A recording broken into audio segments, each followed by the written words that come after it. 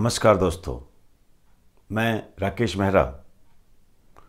मेहरा जी के क्लासेस की तरफ से करंट जीके की इस सीरीज में आप सभी का हार्दिक स्वागत करता हूं। आज इस सीरीज में हम गोलन हाइट्स के बारे में बात करेंगे। ये जो गोलन हाइट्स है ये इजराइल और सीरिया के बीच में एक विवादित क्षेत्र है।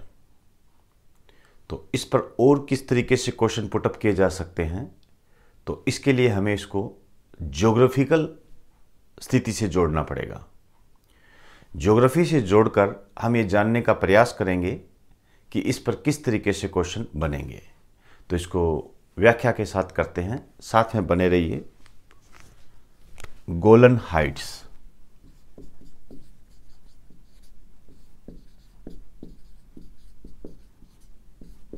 गोलन हाइट्स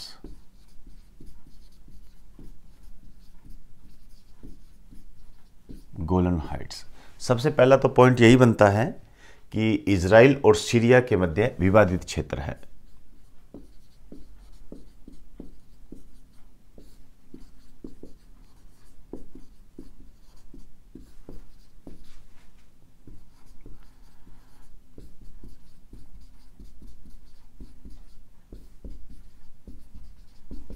तो इजराइल और सीरिया के मध्य ये डिस्प्यूट है। अब किस तरीके से डिस्प्यूट हुआ उसको जानने का प्रयास करते हैं अपने। तो इसके लिए हमें एटलस का सहारा लेना पड़ेगा। तो मैं आप लोगों को सजेस्ट करूंगा कि जिस तरीके से मैं बताने का प्रयास कर रहा हूं उसको आप एटलस से टच करके देखें और अपनी एटलस में खुद देखें कौन से देश कहां पर है, कहां पर गोलन हाइट्स की स्थिति है। तो मैं थोड़ा बनाने का प्रयास करता हूं। देखिए, ये जो है इधर, ये इजराइल की स्थिति है। इस टाइप में इजराइल है और यहां पर यदि हम देखेंगे ये सीरिया है। इस साइड में एक छोटा सा देश है लेबनान और यहां आपका पड़ जाता है जॉर्डन। तो ये कुछ देश है। यदि हम इस देश की बात करें, ये है लेबनान और ये है सीरिया, ये है जॉर्डन और ये है इजराइल। इजराइल के बिल्कुल पश्चिम में मेरिडियन सी है, मेरिडियन सी जिसको हम बोलते हैं भूमध्य सागर।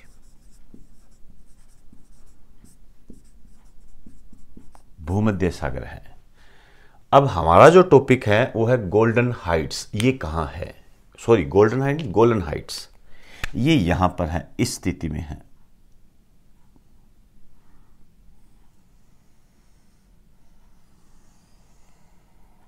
ये इसको हम बोलते हैं गोलन हाइट्स। गोलन हाइट्स है ये। तो इन दोनों देशों के बीच में ये विवादित है। तो ये ज्योग्राफिकल स्थिति में इसको जानने का हमने प्रयास किया। अब हमें एक तो ये जानना पड़ेगा कि ये मुद्दा क्या है, समस्या क्या है और वर्तमान में करंट में ये चर्चा में क्यों है। फिर हमें ये पता करना पड़ेगा ये जो इजराइल है, ये सीरिया है, इन पर किस टाइप के क्वेश्चन बन सकते हैं। तो स्टार्ट करते हैं अपने।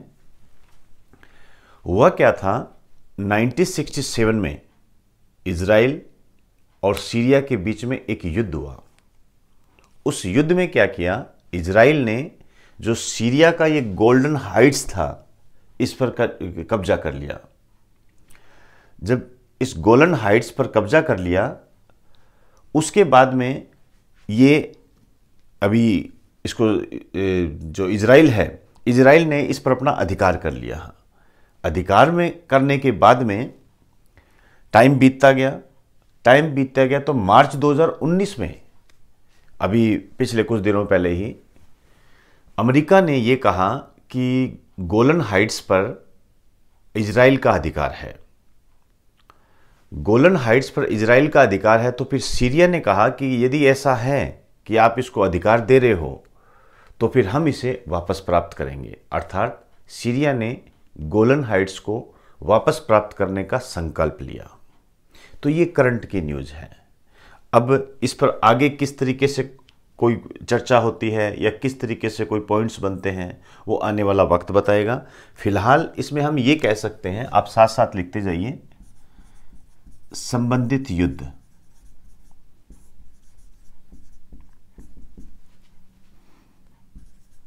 Israel versus Syria.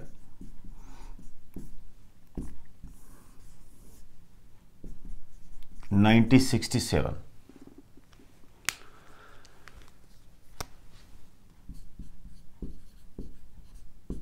इस युद्ध में इजराइल ने सीरिया के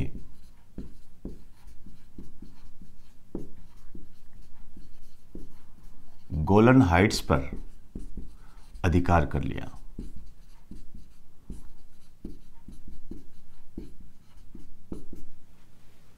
गोलन हाइट्स, ये गोलन हाइट्स है, ध्यान रखें। मेरे मुंह से गोल्डन हाइट्स निकल गया होगा तो उसको आप नज़रअंदाज करें। गोलन हाइट्स है GOLANHEIGST। अब देखिए, ये तो काम हो गया, अधिकार कर लिया। करंट में क्या रहा, नई लाइन से लिखना। मार्च 2019 में अमेरिका ने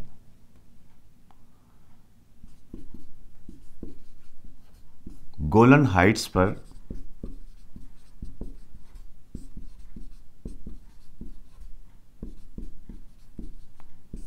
इजराइल के अधिकार को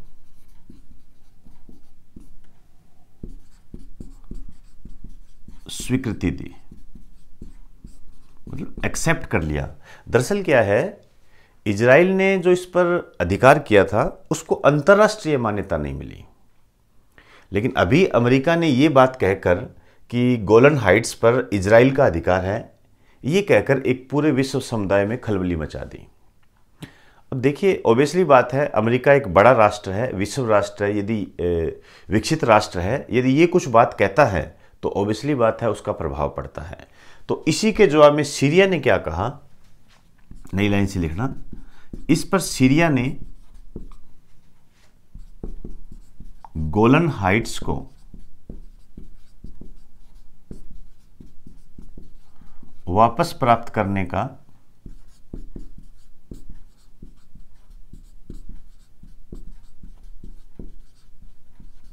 संकल्प लिया। तो ये न्यूज़ है। अब देखिए, इस पे दो क्वेश्चन बन सकते हैं। जो सबसे महत्वपूर्ण क्वेश्चन है, जिसको मैं ज़्यादा हाईलाइट करूंगा, वो ये है कि गोलन हाइट्स नामक क्षेत्र किन दो देशों के मध्य विवादित है। इसको ढंग से ध्यान से रखना। गोलन हाइट्स किन दो देशों के मध्य विवादित है, इजराइल और सीरिया के बीच में है। दूसरा क्वेश्चन आपसे वर्तमान पेपरों को देखें, जो बदलता स्वरूप है क्वेश्चंस का, उसमें आपसे ये भी पूछा जा सकता है कि 1967 से पहले गोलन हाइट्स पर निम्न में से किस देश का अधिकार था। तो ऑब्वियसली बात है, सीरिया का अधिकार था। अब और इस पर किस टाइप से क्वेश्चन बन सकते हैं। अब जैसे ये दोनों देश चर्चा में आ गए ना, हालांकि वैसे भी ये चर्चा में रहते हैं। जैसे सीरिया है, जहां तक मैं जानता हूं, आप जितना न्यूज़पेपर पढ़ते हो, ISIS का नाम सुना होगा, Islamic state of Iraq and Syria. ये सीरिया से रिलेटेड है, हमेशा चर्चा में रहता है ये। इसकी बशर अल असद जो राष्ट्रपति है, ये हमेशा अखबारों में चर्चा में रहते हैं। इजराइल है, यदि हम इजराइल की बात करें तो इजराइल के प्रधानमंत्री जो बेंजामिन नेतन्याहू है, ये भारत की यात्रा पर रहे थे। और कई बार एक क्वेश्चन आप देखते हो, ड्रिप इरिगेशन टेक्निक, टपक सिंचाई पद्धति, ड्रिप इरिगेशन सिस्टम, ये इजराइल की ही देन है विश्व को। भारत ने इससे समझौता भी किया है, तो ये कुछ टेक्निक अपने को भारत को भी मिली है। ड्रिप सिंचाई, जैसे ड्रिप के माध्यम से ये पौधों को पानी दिया जाता है। इजराइल एक मरुस्थलीय देश है, लेकिन इस ड्रिप सिंचाई टेक्निक ने इसको इस लेवल पर पहुंचा दिया है कि गुलाब की खेती के लिए प्रसिद्ध है। फूलों का निर्यात करता है, ये एक्सपोर्ट करता है अन्य देशों को। तो अब इसको हम चर्चा में करते हैं कि किस तरीके से इजराइल और सीरिया को हम कवर करें एग्जाम की दृष्टि से।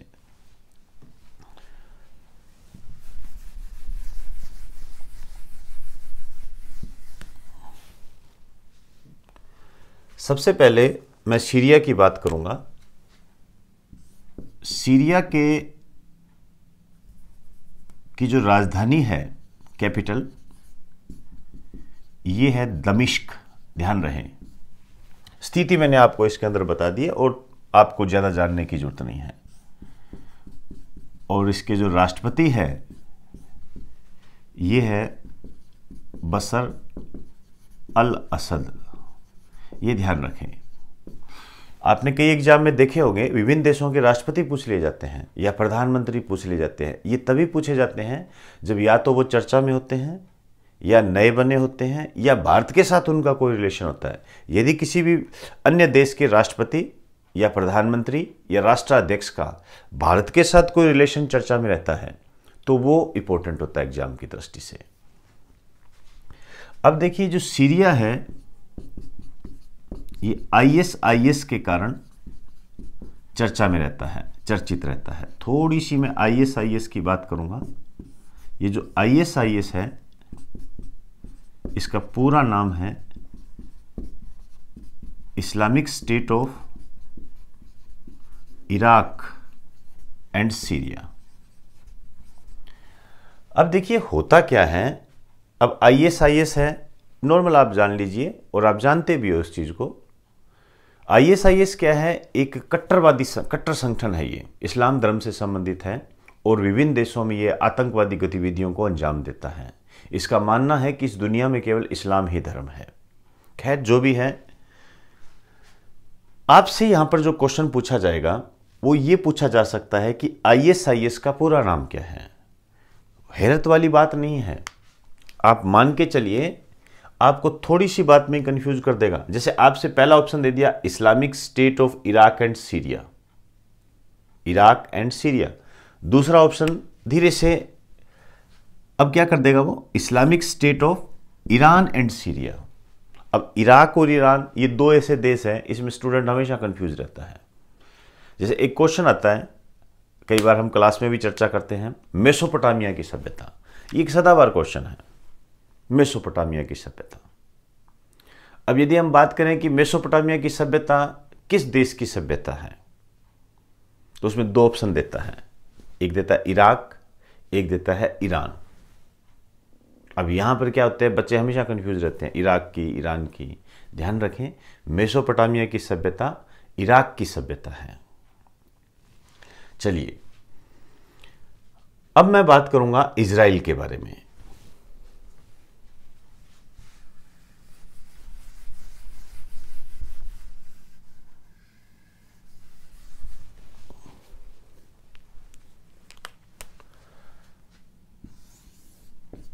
इजराइल, इस पर चर्चा करते हैं अपने। एक तो ये करंट में पूरा चर्चा में है। यदि हम अखबारों में देखें तो आपने कभी एक नाम सुना होगा, फिलिस्तीन। इजराइल और फिलिस्तीन के मध्य हमेशा विवाद रहता है। ये क्या विवाद है इसकी हम बाद में चर्चा करेंगे। हालांकि मैंने इसको टेलीग्राम पे इसका पूरा डाटा अवेलेबल कराया हुआ है, आप उसको वहां जाकर पढ़ सकते हैं। इजराइल और फिलिस्तीन के विवाद के बाद में इसकी राजधानी को लेकर काफी संशय बना रहा।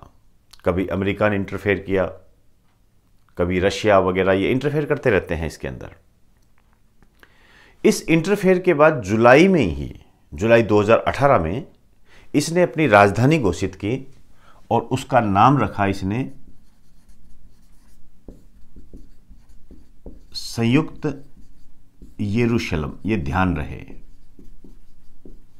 ये इसने अपनी नई राजधानी घोषित की है, संयुक्त यरूशलेम। और इसके जो प्रधानमंत्री हैं ये है बेंजामिन नेतन्याहू। ये ध्यान रखें, ये यात्रा पर रहे थे, भारत की यात्रा पर। अब देखिए इसकी जो मुद्रा है, करेंसी, मुद्रा की यदि अपने बात करें तो इसकी मुद्रा है न्यू शेकेल। New shekel. इसकी जो संसद है ये है नेसेट। मेरी नज़र में ये ज़्यादा इंपॉर्टेंट है। क्यों इंपॉर्टेंट है इसको भी बता देता हूं। हुआ क्या था, पिछले साल जुलाई 2018 में इस देश ने अपने आप को यहूदी राष्ट्र घोषित किया था। इजराइल ने स्वयं को यहूदी राष्ट्र घोषित किया और इससे संबंधित जो ये प्रस्ताव पारित हुआ था ये इजराइल की संसद में पारित हुआ था। तभी ये संसद काफ़ी चर्चा में रहा था। तो इसमें अखबार में भी ये इसी तरीके से हेडिंग बनती थी कि नेसेट से पारित हुआ। अब देखिए एग्जामिनर का यहीं पर ध्यान जाता है, आपसे क्या कहेगा, नेसेट किस देश की संस्था है, इस तरीके से ये क्वेश्चन बनता है। आप पुराने पेपर देख लीजिए, जैसे अमेरिका की संसद को क्या कहा जाता है, कांग्रेस। ब्रिटेन की संसद को क्या कहा जाता है, पार्लियामेंट। बांग्लादेश की संसद को क्या कहा जाता है, जातीय संसद। इस तरीके से ये क्वेश्चन पुराने पेपर देखते हैं तो आया हुआ है।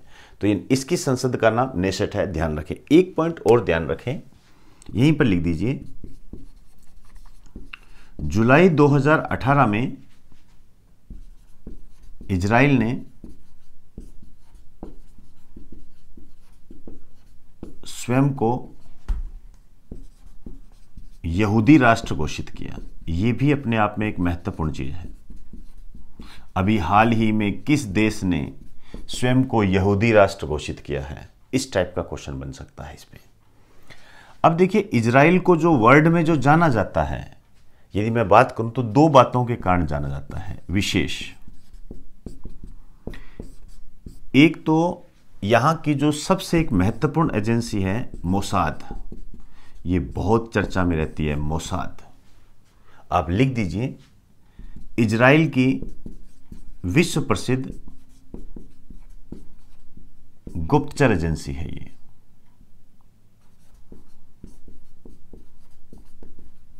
गुप्तचर एजेंसी है ये, जैसे अपने इंटेलिजेंस ब्यूरो होती है, सीबीआई होती है, उस टाइप की ये गुप्तचर एजेंसी है, विश्व प्रसिद्ध है। अब देखिए विश्व प्रसिद्ध क्यों है, तो आप इसको एटलस में जाके देखना इजराइल को। इजराइल के आसपास जब आप देशों को देखोगे, यही देख लीजिए सीरिया। अब सीरिया के बारे में तो आप जानते ही हो, कितना खतरनाक देश है ये, कितना कट्टरवादी देश है, यहाँ पर आतंकवादी गतिविधियां होती रहती हैं। जॉर्डन वगैरह हो गए, लेबनान हो गए, नीचे इस साइड में देखोगे तो मिस्र हो गया, सऊदी अरब हो गया, इसके आसपास मिलेंगे आपको।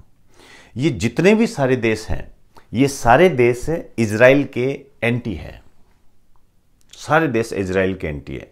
अब इतने सारे दुश्मनों से घिरे होने के बावजूद भी इजराइल में कभी भी आतंकवादी घटना घटित नहीं हुई, या इससे संबंधित जो घटनाएं हैं वो बहुत ही कम होती है, और इसका श्रेय दिया जाता है मोसाद को, यहाँ की गुप्तचर एजेंसी को। ये इतनी सटीक है, इस तरीके से ये काम करती है कि ये इजराइल को इन बाहरी दुश्मनों से सेफ रखती है। इस कारण से ये काफ़ी चर्चा में भी रहती है। दूसरा जो इजराइल को जाना जाता है, ये टपक सिंचाई पद्धति के कारण जाना जाता है। दूसरा लिख दीजिए, टपक सिंचाई पद्धति, ये इजराइल की देन है।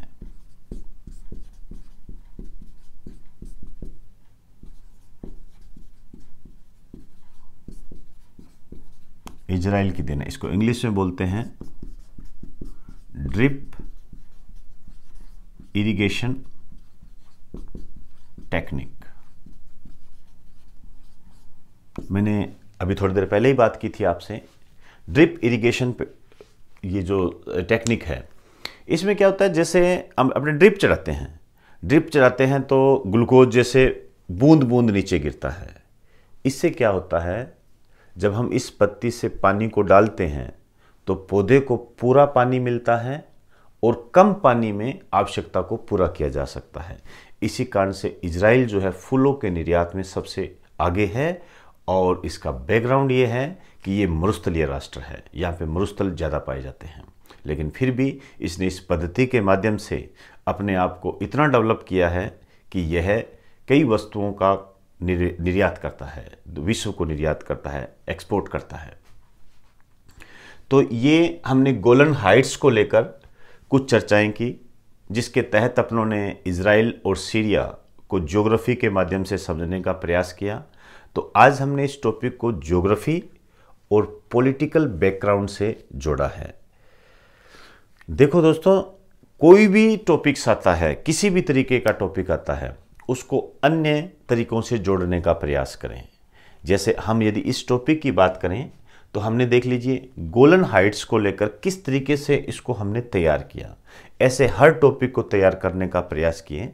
मेरा कहने का मतलब है कि मैं जिस तरीके से जो भी आपको ये बता रहा हूँ, वो ये नहीं है कि आपको जैसे ठीक है तला तलाया माल मिल गया तो आप पढ़ने लग गए, ऐसा नहीं करना। आपने अपने एक समझ विकसित करनी है कि ये जो सर हमें ये मैटर अवेलेबल कर रहे हैं, ये किस तरीके से अवेलेबल करा रहे हैं और किस तरीके से ये जोड़ने का प्रयास करते हैं। ऐसे ही आप हर टॉपिक को जोड़ने का प्रयास करें।